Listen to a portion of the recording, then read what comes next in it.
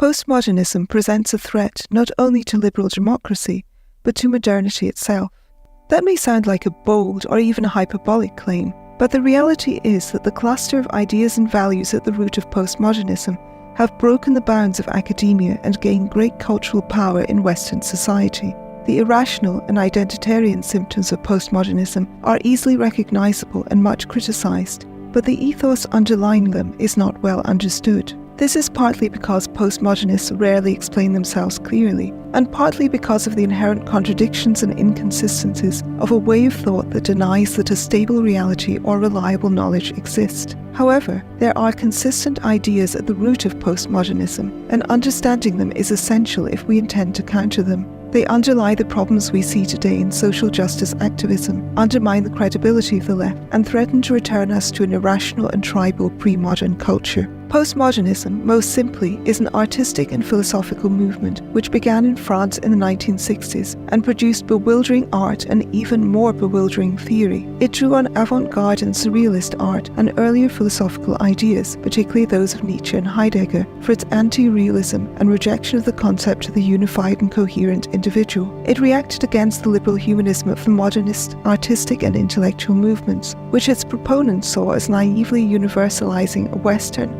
middle-class and male experience. It rejected philosophy, which valued ethics, reason and clarity, with the same accusation. Structuralism, a movement which, often overconfidently, attempted to analyze human culture and psychology according to consistent structures of relationships, came under attack. Marxism, with its understanding of society through class and economic structures, was regarded as equally rigid and simplistic. Above all, postmodernists attacked science and its goal of obtaining objective knowledge about a reality that exists independently of human perceptions, which they saw as merely another form of constructed ideology dominated by bourgeois Western assumptions. Decidedly left-wing, postmodernism had both a nihilistic and a revolutionary ethos, which resonated with a post-war, post-empire zeitgeist in the West. As postmodernism continued to develop and diversify, its initially stronger nihilistic deconstructive phase became secondary, but still fundamental to its revolutionary identity politics phase. It has been a matter of contention whether postmodernism is a reaction against modernity. The modern era is a period of history which saw Renaissance humanism, the Enlightenment, the scientific revolution, and the development of liberal values and human rights. The period when Western societies gradually came to value reason and science over faith and superstition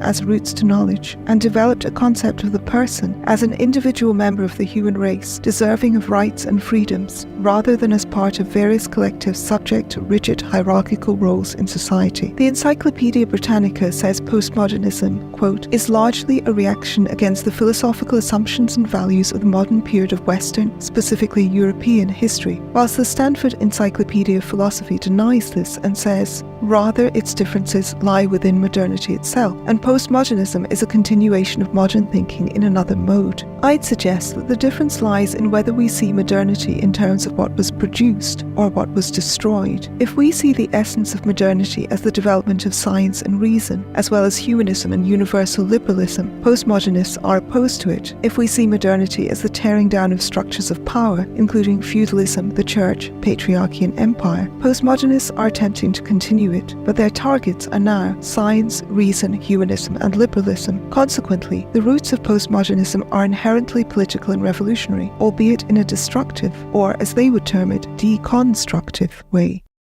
Jean-François Lyotard. The term postmodern was coined by Jean-François Lyotard in his 1979 book, The Postmodern Condition.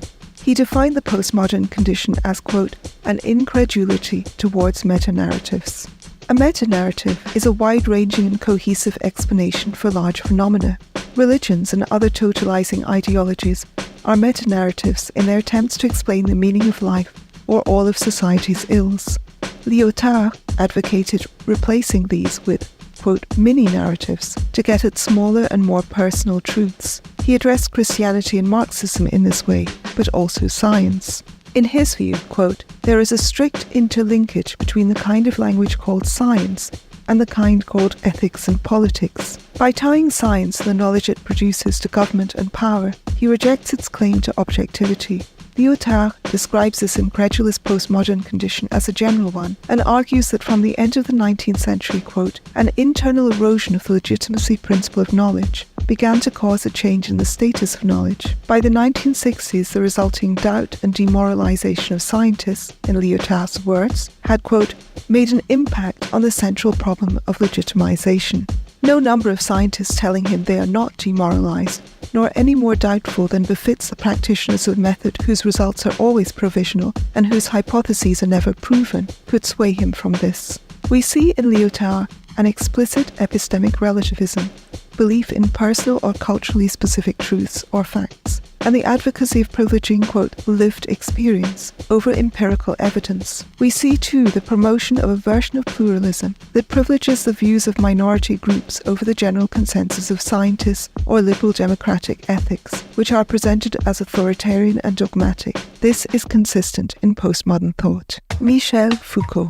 Michel Foucault's work is also centered on language and relativism, although he applied this to history and culture. He called this approach archaeology because he saw himself as, quote, uncovering aspects of historical culture through recorded discourses, speech that promotes or assumes a particular view. For Foucault, discourses control what can be known, and in different periods and places, different systems of institutional power control discourses. Therefore, knowledge is a direct product of power, quote, in any given culture and at any given moment, there is always only one episteme that defines the conditions of possibility of all knowledge, whether expressed in theory or silently invested in a practice. Furthermore, people themselves were culturally constructed, quote, the individual with his identity and characteristics is the product of a relation of power exercised over bodies, multiplicities, movements, desires, forces. He leaves almost no room for individual agency or autonomy. As Christopher Butler says, Foucault, quote, relies on beliefs about the inherent evil of the individual's class position or professional position, seen as discourse, regardless of the morality of his or her individual conduct. He presents medieval feudalism and modern liberal democracy as equally oppressive and advocates criticizing and attacking institutions to unmask the, quote, political violence that has always exercised itself obscurely through them. We see in Foucault the most extreme expression of cultural relativism, read through structures of power in which shared humanity and individuality are almost entirely absent. Instead, people are constructed by their position in relation to dominant cultural ideas, either as oppressors or oppressed. Judith Butler drew on Foucault for her foundational role in queer theory, focusing on the culturally constructed nature of gender, as did Edward Said in his similar role in post-colonialism and Orientalism, and Kimberly Crenshaw in her development of intersectionality and advocacy of identity politics. We see, too, the equation of language with violence and coercion, and the equation of reason and universal liberalism with oppression.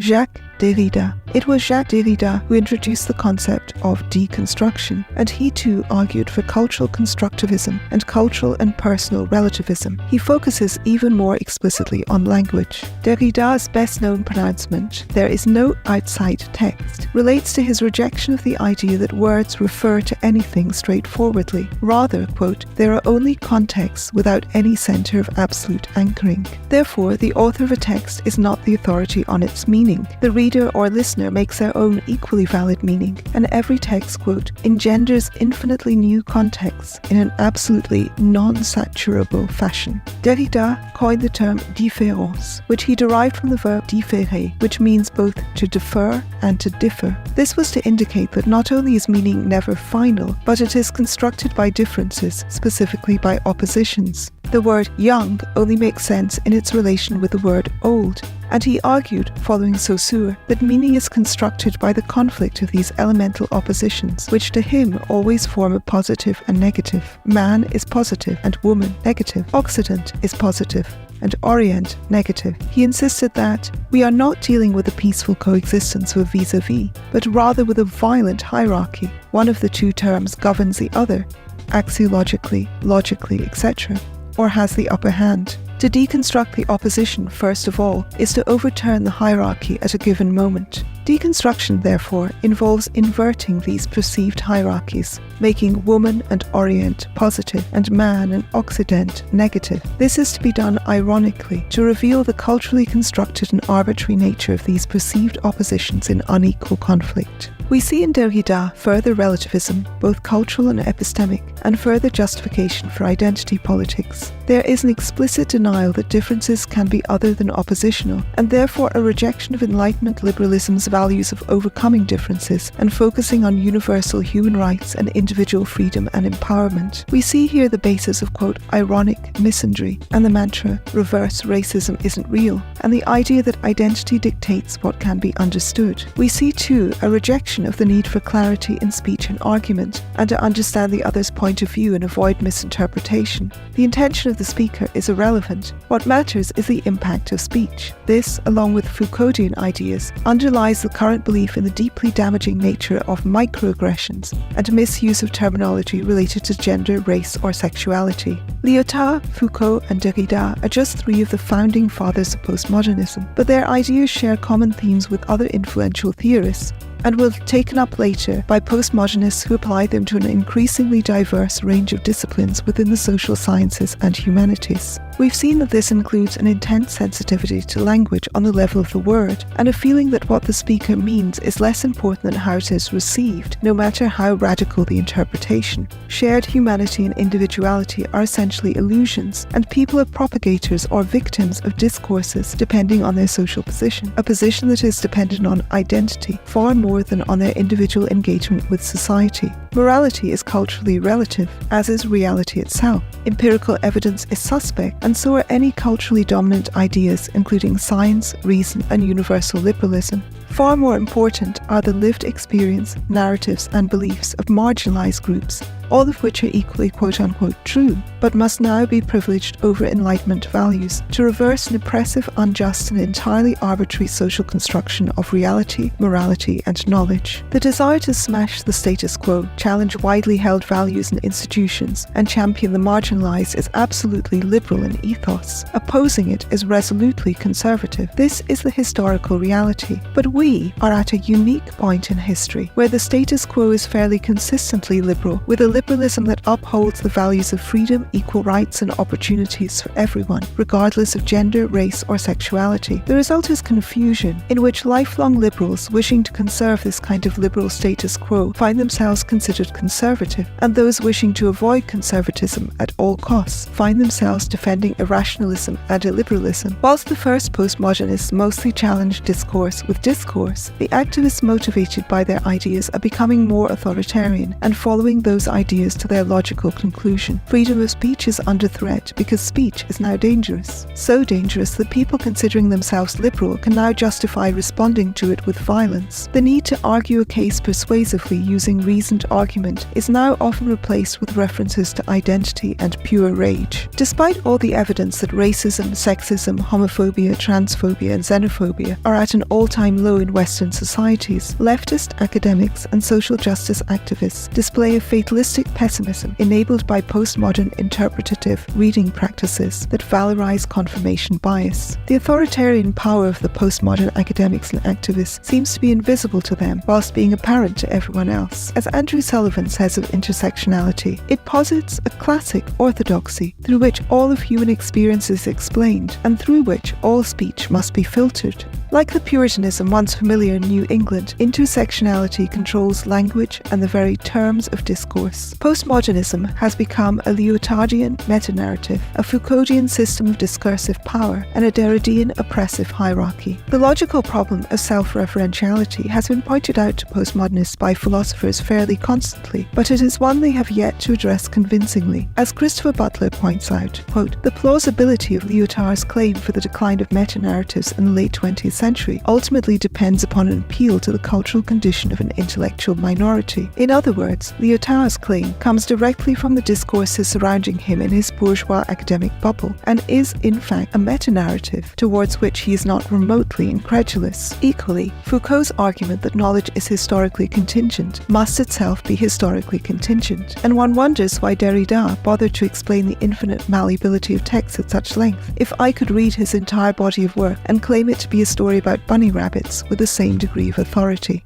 Postmodernism in the Academy. This is, of course, not the only criticism commonly made of postmodernism. The most glaring problem of epistemic cultural relativism has been addressed by philosophers and scientists. The philosopher David Detmer, in challenging postmodernism, says, "Consider this example, provided by Erazim Kohak. When I try unsuccessfully to squeeze a tennis ball into a wine bottle, I need not try several wine bottles and several tennis balls before, using Mill's canons of induction, I arrive inductively at the hypothesis that tennis balls do not fit into wine bottles." We are now in a position to turn the tables on postmodernist claims of cultural relativism and ask, if I judge that tennis balls do not fit into wine bottles, can you show precisely how it is that my gender, historical and spatial location, class, ethnicity, etc. undermine the objectivity of this judgment? However, he has not found postmodernists committed to explaining their reasoning, and describes a bewildering conversation with postmodern philosopher Laurie Calhoun. Quote, "When I had occasion to ask her whether or not it was a fact that giraffes are taller than ants, she replied that it was not a fact, but rather an article of religious faith in our culture." Physicists Alan Sokal and Jean Bricmont address the same problem from the perspective of science in Fashionable Nonsense, Postmodern Intellectuals' Abuse of Science. Quote,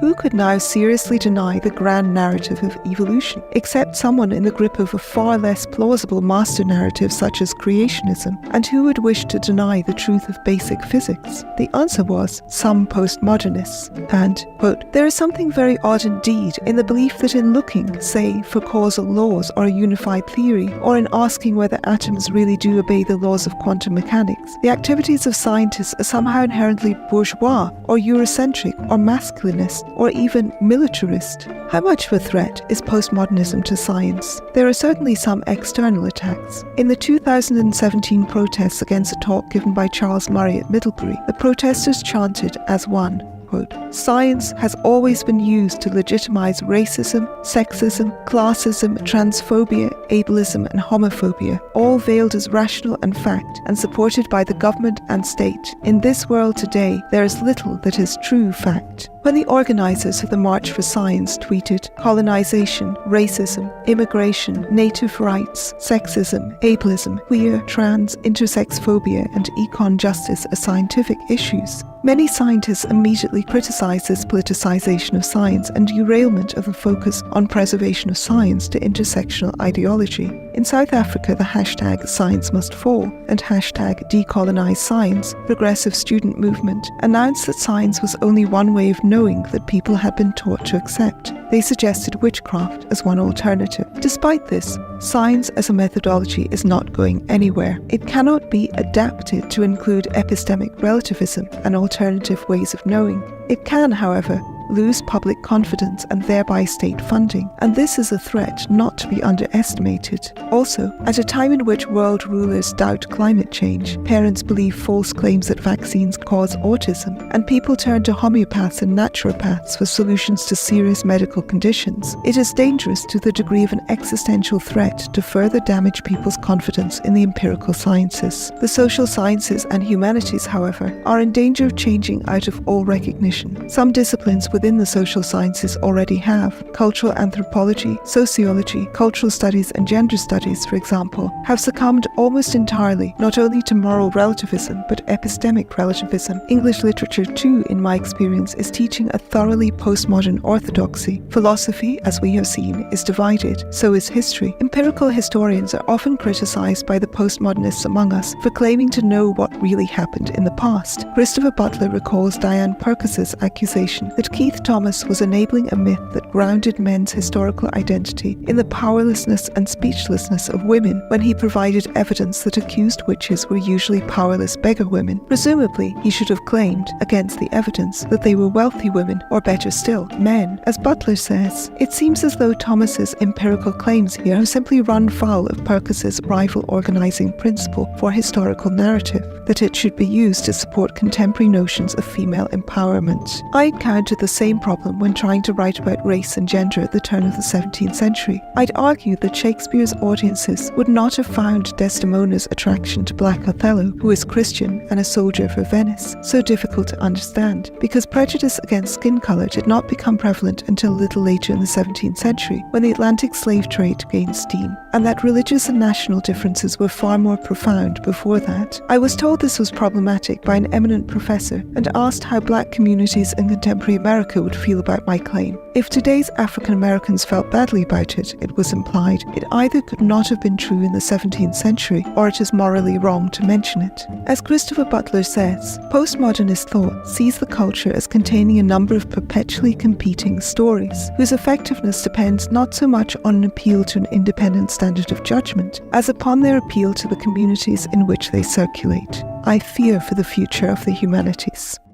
Postmodernism beyond the academy. The dangers of postmodernism are not limited to pockets of society which centre on academia and social justice, however. Relativist ideas, sensitivity to language, and focus on identity over humanity or individuality have gained dominance in wider society. It is much easier to say what you feel than rigorously examine the evidence. The freedom to interpret reality according to one's own values feeds into the very human tendency towards confirmation bias and motivated reasoning. It has become commonplace to note that the far right is now using identity politics and epistemic relativism in a very similar way to the postmodern left. Of course, elements of the far right have always been divisive on the grounds of race, gender and sexuality, and prone to irrational and anti-science views. But postmodernism has produced a culture more widely receptive to this. Keenan Malik describes this shift, quote, "When I suggested earlier that the idea of alternative facts draws upon, quote, a set of concepts that in recent decades have been used by radicals, I was not suggesting that Kellyanne Conway or Steve Bannon, still less Donald Trump, have been reading up on Foucault or Baudrillard. It is rather that sections of academia and of the left have in recent decades helped create a culture in which relativized views of facts and knowledge seem untroubling, and hence made it easier for the reactionary right not just to reappropriate, but also to promote reactionary ideas. This set of concepts threatens to take us back to a time before the Enlightenment, when reason was regarded as not only inferior to faith, but as a sin. James K.A. Smith, Reformed theologian and professor of philosophy, has been quick to see the advantages for Christianity and regards postmodernism as, quote, a fresh wind of the spirit sent to revitalize the dry bones of the church. In Who's Afraid of Postmodernism? Taking Derrida, Lyotard and Foucault to church, he says, a thoughtful engagement with postmodernism will encourage us to look backward. We will see that much that goes under the banner of postmodern philosophy has one eye on ancient and medieval sources and constitutes a significant recovery of pre-modern ways of knowing, being and doing, and postmodernism can be a catalyst for the church to reclaim its faith, not as a system of truth dictated by neutral reason, but rather as a story that requires eyes to see and ears to hear. We on the left should be very afraid of what our side has produced. Of course, not every problem in society today is the fault of postmodern thinking, and it is not helpful to suggest that it is.